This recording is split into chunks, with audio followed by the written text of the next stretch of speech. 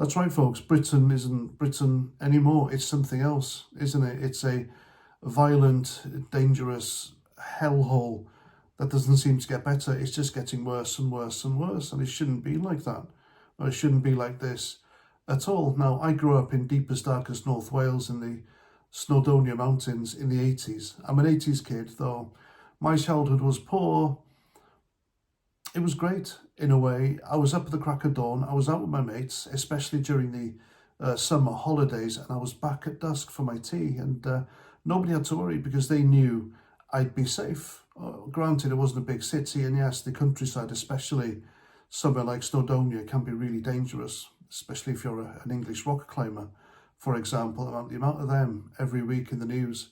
Another Englishman has gone lost or fallen off Cribbin Coch. It's terrible, but there we go. That's what it was like. And I think about this a lot as well, comparing my childhood in the 80s to my daughter's childhood in the mid-noughties. I wouldn't let them out of my sight when they were out in the garden. It wouldn't happen at all because I knew what Britain had become. And it's crazy to think that even then we had these 7/7 London attacks. I didn't think Britain would get any worse, but it did. 2 decades later? It's insane. Think about it. Nowadays, you go to school, you get stabbed. You take your dog for a walk, like that poor fella the other day. You get stabbed. You take a train ride to go to work, go home, whatever else you're doing, and you get stabbed. Where does it end? How does it end? Who's going to end it? And I'll say it, Britain never used to be like this before mass migration. It's the truth.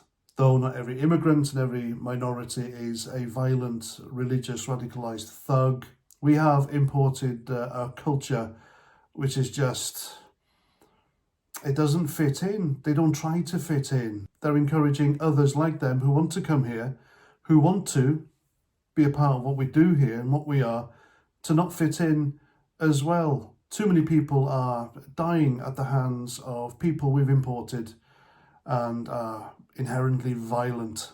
And we're not allowed to talk about it. Strange that, isn't it?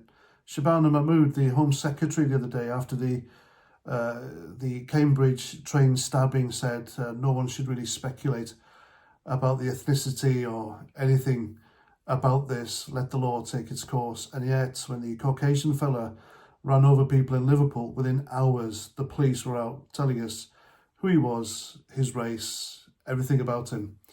Why?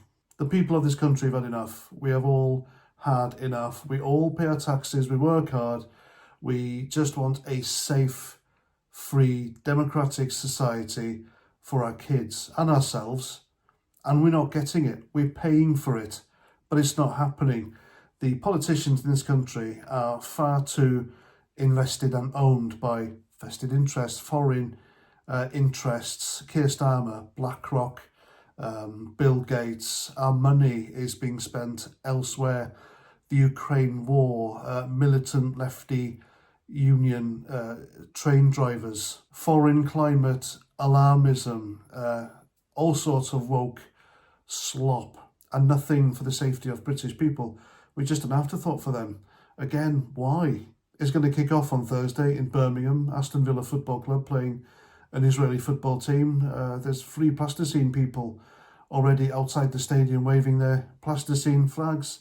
Why? The fans aren't turning up, so what's the point? I know what the point is. They're going to turn up, they're going to cause trouble, they're going to riot, they're going to try and get their hands on that Israeli football team. Mark my words, anyone who looks Jewish, anyone who supports them, they're going to attack them. These are violent people. The police aren't going to do anything.